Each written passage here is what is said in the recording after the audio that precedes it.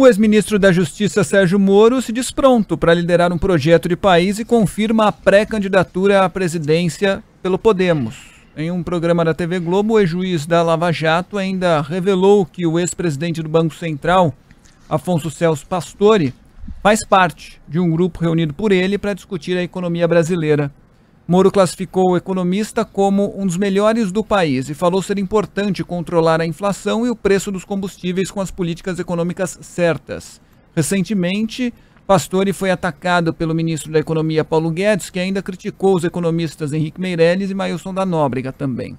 Segundo Guedes, o presidente do Banco Central no governo Figueiredo não fez nada e tinha que ficar quieto e ter uma velhice digna. Tudo isso entre aspas, vou repetir, portanto, aspas de Guedes. Não fez nada, tinha que ficar quieto e ter uma velhice digna.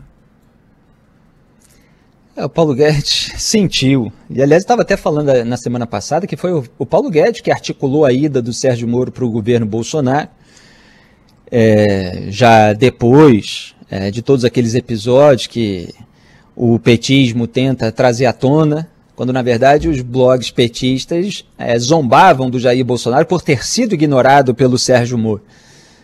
E o Sérgio Moro, depois de tudo, acabou sendo convidado, acabou aceitando, na esperança de endurecer a legislação penal, sabe o que é ser juiz durante 22 anos e ver bandido escapando por causa das brechas da legislação criada, muitas vezes, justamente para isso, né?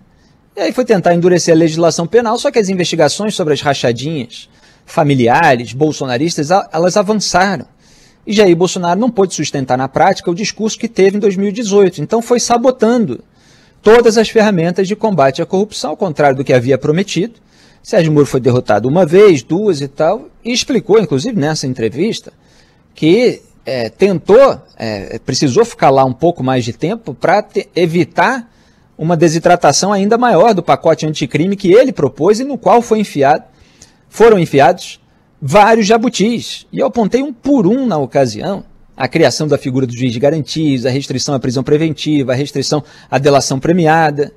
Tudo isso que prejudica o combate à corrupção e dá mais brecha para que corruptos e lavadores de dinheiro possam escapar da cadeia. Jair Bolsonaro avançou em todas essas pautas com o auxílio do petismo, do lulismo, como fazem até hoje.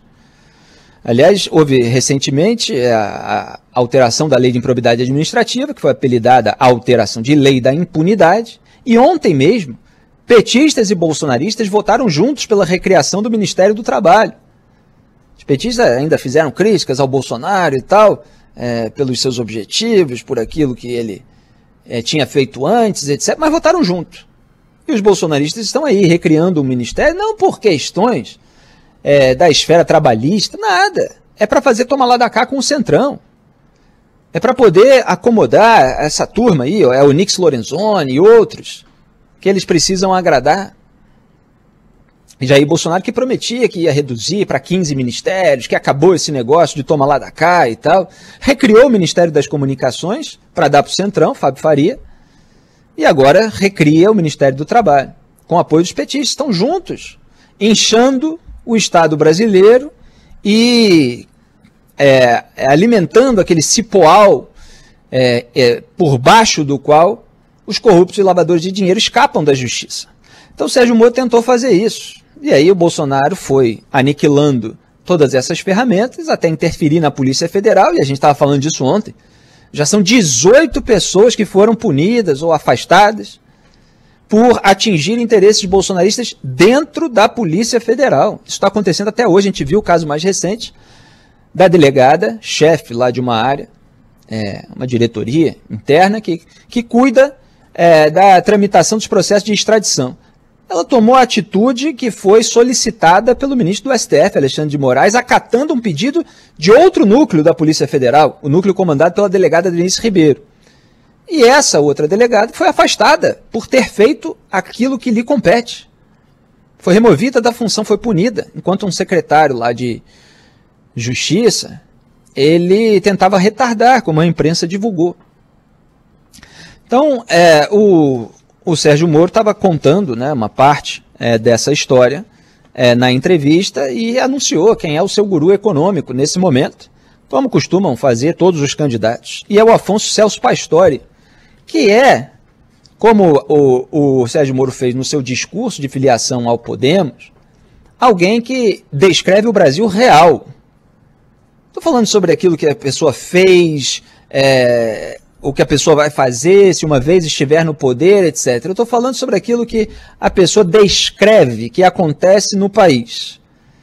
Então, o Pastore, ele, em todas as suas declarações no último ano, ele tem feito o diagnóstico correto da realidade, assim como outros economistas que eu já citei aqui no programa, o Edmar Baixa, o Armínio Fraga.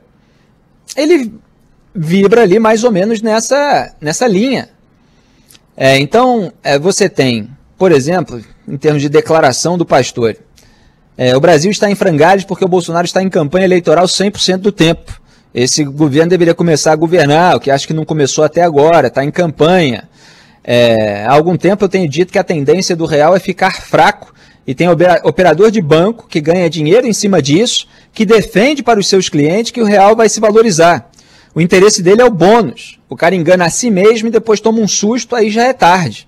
Não estou dizendo que o real vai ficar fraco porque sou malévolo. Eu estou falando porque estou vendo o risco, pipocas. Não estou interessado em vender um produto falso, mas em olhar as coisas como eu vejo. Fecho. Aliás, eu até dei um comentário uns meses atrás a respeito desse pessoal, né, que vende, né, tem analistas financeiros, vem investir aqui, né? E aí tá lá o pessoal bolsominion faturando ali com os bolsonaristas em redes sociais, crédulos, muitos deles ingênuos, né? Não sei se até agora, e a pessoa está lá vendendo um futuro que não existe, que não chegou até hoje. E o Pastore está falando exatamente isso, quer dizer, as pessoas estão falando aquilo que está acontecendo, que é aquilo que eu estou falando aqui há anos. Claro que o Pastore sobre assuntos econômicos vai lá em maiores detalhes, mas o quadro geral é esse, está corretíssimo. Em vez de pensar em resolver o problema do país, nosso presidente pensa na sua eleição em 2022 para manter a sua popularidade. Não há política econômica, consequentemente não temos ministro da economia. Ele, no fundo, é um propagandista do governo Bolsonaro. Está sendo uma peça no tabuleiro político do presidente. Ele não é uma peça que está encaixada dentro do tabuleiro no qual se deve jogar um jogo e produzir reformas que aumentem a eficiência da economia brasileira. O empresariado acordou, o despertador tocou tão forte que não deu para ficar dormindo. Acordou e saiu da casca. Quer dizer, são várias declarações nesse sentido. Eu estou pegando aquelas que são mais gerais, né? Aquelas que são mais facilmente compreensíveis e que estão corretas. Né? Que bom que você tem aí uma pré-candidatura da terceira via que pelo menos dá o diagnóstico correto da realidade. O Sérgio Moro, obviamente ele estava na iniciativa privada, ele está começando uma campanha agora, nas últimas semanas. Mas o que ele pensa sobre outros assuntos e tal, no discurso dele de filiação? Ele já apontou determinados caminhos, pregou a necessidade de reformas, criticou reformas que se passam por tais, mas que embutem uma série de jabutis e que às vezes vão pesar no final na conta do consumidor, como o caso da conta de luz. Ele citou a privatização da Eletrobras, tudo aquilo que foi feito na tramitação parlamentar para favorecer os políticos e não o cidadão. Então, quer dizer, para fazer reformas, para fazer direito. E você tem aí um economista disposto a defender isso sem ter, como ele alegou numa entrevista à imprensa, interesse em ocupar um ministério e tal, já está com mais de 80 anos, parece que é alguém que quer assessorar, quer participar, para defender aquilo que julga ser correto, né? Que bom que é assim. Agora o Paulo Guedes está distribuindo patada aí, né? Paulo Guedes tem aquele ressentimento que é próprio do bolsonarismo, por isso ele casou tão bem ali com o Jair Bolsonaro em relação aos seus pares, né? Parece que ele sente que ele nunca teve o valor que ele julga merecer. E aí ele sai distribuindo todas aquelas patadas para dizer que os outros não fizeram nada, como se ele estivesse fazendo muita coisa. E ainda falou que estava ocupando, né, o Sérgio Moro o lugar do Luciano Huck, sendo que o próprio Paulo Guedes era cotado lá atrás para ser o parceiro do Luciano Huck. Eu nunca acreditei em candidatura do Luciano Huck. Quem me segue no Instagram Stories viu até uma previsão quando me perguntar o que você acha da candidatura Huck. Eu falei, para substituir o Faustão? Aí o pessoal deu uma gargalhada na época, semanas depois saiu a notícia de que ele substituiria o Faustão, que veio aqui para o grupo da Band, e eu fico feliz, é muito bem-vindo. Agora o Luciano Huck estava ali botando o seu nome, tentando fortalecer a sua marca, fazendo o marketing, como sempre faz em campanhas eleitorais, tentando valorizar o passe, e está lá na TV ainda. Agora o Paulo Guedes, que era associado ao Huck, agora tenta associar os outros ao Huck, e você tem uma série de economistas que, por ver os problemas do que aconteceu no governo do PT, onde os assessores econômicos do Lula estavam até envolvidos, né, em escândalos que aconteceram, e por ver o que aconteceu no governo Bolsonaro, onde o presidente que passou a defender um liberalismo da boca para fora em ano eleitoral, mas que não tem convicções, e acabou se revelando mais um estatista fisiológico do Centrão, esses economistas estavam em busca de um candidato, em busca de um líder de terceira via disposto a fazer aquilo que eles julgam necessário para o país. Agora, eles têm uma opção, pode haver outras aí, nada impede que haja. Você tem ainda a disputa interna do PSDB. Agora, eu não posso deixar de aproveitar a pauta para falar de como toda essa turma aí está sentindo a simples candidatura do Sérgio Moro. Porque o Eduardo Leite deixou escapar aí que a escolha do Moro pode fragilizar ainda mais a Lava Jato. É sempre você dá aquela queimadinha, mesmo que pequena, porque o Eduardo Leite supostamente era alguém que poderia formar a chapa a depender daquele que ficasse em melhor posição até o começo de 2022, meados do ano eleitoral. Mas ele tenta dar ali uma queimadinha. O João Dória está mostrando que vai levar a sua candidatura até o fim. Eu sempre desconfiei de que ele fosse capaz de abrir mão. Só vendo para crer, não estou dizendo que é impossível isso acontecer, mas todo mundo conhece ali aquela ambição do João Dória, e ele quer ser o candidato, e está, pelas informações que estão circulando, com muita força dentro dos diretórios do PSDB para ganhar a disputa contra o Eduardo Leite. Aí o Ciro Gomes fica desafiando o Moro para um debate, sendo que o Moro acabou de se filiar, ainda está construindo uma equipe. Ciro Gomes já tem aí equipe de várias eleições perdidas. Enquanto os próprios advogados do PDT, do partido do Ciro, estão recorrendo aí à justiça para tentar tirar o Sérgio Moro da disputa, alegando questões ali falseadas, né? Como se ele estivesse respondendo a casos administrativos que foram, na verdade, arquivados. A única coisa que tem não é aquilo que a lei prevê. Já tem aí no debate público todas as explicações técnicas, mas quer dizer, o surgimento do Moro faz com que o PDT pense em a justiça para cancelar a candidatura do cara. Quer dizer, não tem a força, a coragem, a valentia de enfrentar nas urnas, debate, argumenta. Aí o Jair Bolsonaro fica, obviamente, com toda a sua claque virtual, atacando o Moro como traidor, etc., sendo que o Moro não traiu os princípios quando deixou o governo, porque o Bolsonaro estava instrumentalizando a PF, como a gente passou a ver cada vez mais, inclusive. E ele se recusou a fazer isso, até porque o chefe da Polícia Federal, supostamente, ele tem uma ligação com o Ministério da Justiça e Segurança Pública. O sujeito ia ficar lá respondendo por alguém colocado pela família Bolsonaro para blindar as crianças.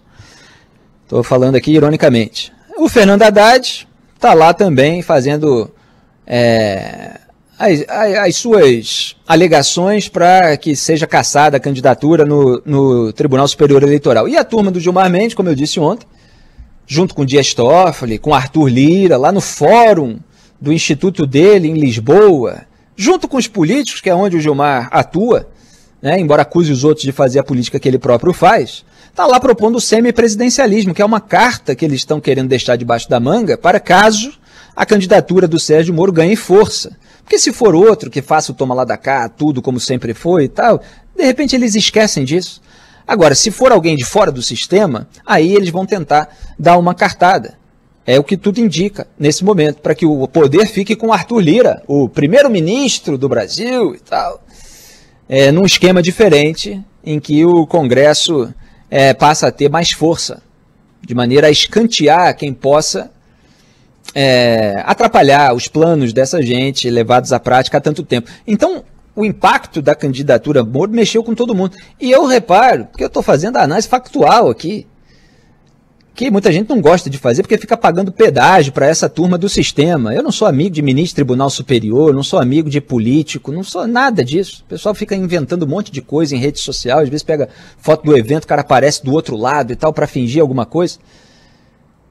Então, você tem aí um incômodo tremendo, fui fazer um parênteses, mas valeu pelo parênteses. Só acrescentando que, acabei esquecendo o que eu ia citar, quando eu estava terminando de comentar a pauta sobre Moro, Pastore e a reação dos demais pré-candidatos e do próprio Paulo Guedes, ia citar aqui outro trecho do Pastore recente, em que ele havia dito, vai ter gente que vai dizer o seguinte, era melhor que Deus nos desse um terceiro nome. Deus, eu não sei se é brasileiro, eu acho que ele não quer se meter nesse tipo de briga, mas eu adoraria que ele interferisse.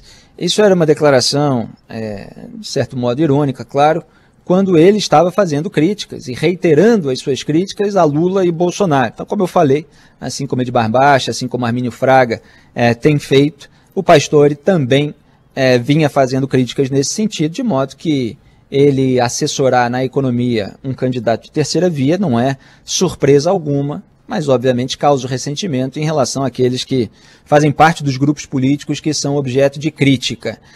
Em relação ao Ciro Gomes, é algo que as pessoas precisam pensar, que o Ciro Gomes ele fica numa cilada com a candidatura do Sérgio Moro, não é que seja intransponível. O João Santana pode ser habilidoso como marqueteiro, agora é uma situação difícil para se posicionar no debate político de uma corrida eleitoral, quando o que você tem de negativo para dizer sobre o lulismo, como o Ciro chegou a fazer recentemente, é a corrupção ao longo do governo e as consequências dela. Ciro Gomes falou isso. Só que quando o Moro está na disputa, isso, em boa parte, reforça aquilo que a Lava Jato fez, de desvendar um esquema bilionário de corrupção que desviou bilhões de reais dos cofres públicos, que era chamado de cleptocracia pelo senhor Gilmar Mendes, antes da Lava Jato chegar aos tucanos, quando aí toda a turma dele mudou de discurso, né? Agora está tudo lá registrado, quem for pesquisar o que essa turma falava antes, está tudo lá. Gilmar Mendes chamava de cleptocracia, falavam da quadrilha que estava lá há anos. O Gilmar mesmo que chegou a suspender a nomeação do Lula como ministro da Casa Civil do governo Dilma Rousseff, quando ele estava tentando conseguir o foro privilegiado para escapar de algum mandado de prisão iminente. Então, o Ciro Gomes, quando ele critica o lulismo, ele pode acabar fortalecendo o Moro. E contra Moro e Bolsonaro, boa parte da esquerda pode acabar se juntando ao lulismo.